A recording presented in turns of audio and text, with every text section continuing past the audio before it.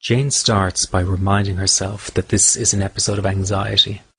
It is not harmful, and she has experienced it many times before. She is not going to get upset by the sensations she is feeling, and is going to respond to the situation with a new understanding. This is nothing more than heightened bodily sensations, she tells herself. I am not in any danger whatsoever. She begins by simply observing the sensations. Her heart is beating fast and her chest is tightening. Her initial reaction is to pull away and suppress the sensations of anxiety. But now she decides that rather than closing down, she's going to let the sensations run through her body and process this fear. She is well aware that this will take courage and may be an uncomfortable exercise, but she knows she must travel through the anxiety to be fully free of it.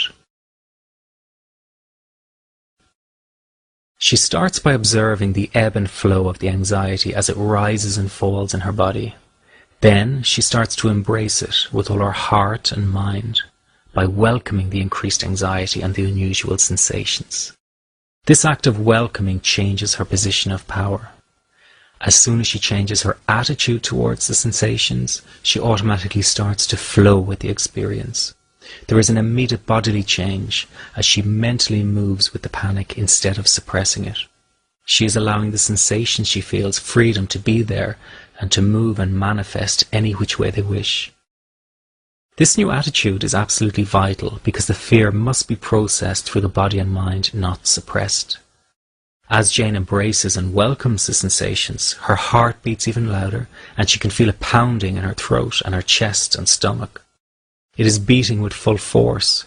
It is as if a floodgate has been opened and the river is gushing out. Feelings of pent-up emotion and anxiety are now being processed, and she may even feel a sense of heat or a hot flush. This is not a calm or tranquil moment for her. It is one of intense feeling. It is at this juncture of heightened bodily sensations Jane implements the final phase. She makes a direct request to her body and mind for more. She demands more of the panic, more of the sensations, more of the thing that frightens her most. This is the crucial move that is needed to ensure success and fully process the fear she is feeling.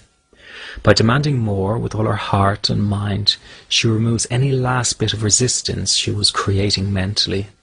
The fear is allowed to fully pass through her. The cycle of panic stops because she is no longer feeding the fear with mental resistance. Instead, she's demanding that if something really is going to go wrong, then let it happen right now and stop all the drama of building up to it. The fearful experience is now fully processed through her body and mind without resisting. By not resisting anymore, there is no further rebound anxiety and no cycle of panic.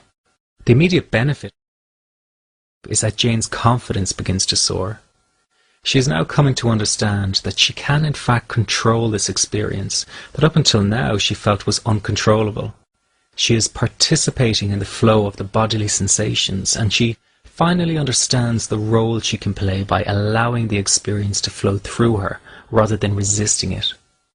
She always had this power to dictate how a panic attack would develop. It is only now that she has the specific psychological tools to do so. As the anxiety decreases, she is naturally feeling quite jittery and on edge, but she is also feeling jubilant because she knows that if the rush of anxiety were to return at any time, she can trust her body to move through it once more. She can do this as many times as necessary until she reaches a point where the anxious bodily sensations become totally inconsequential. She may get them again, but her new trust will no longer turn the sensations into a panic attack.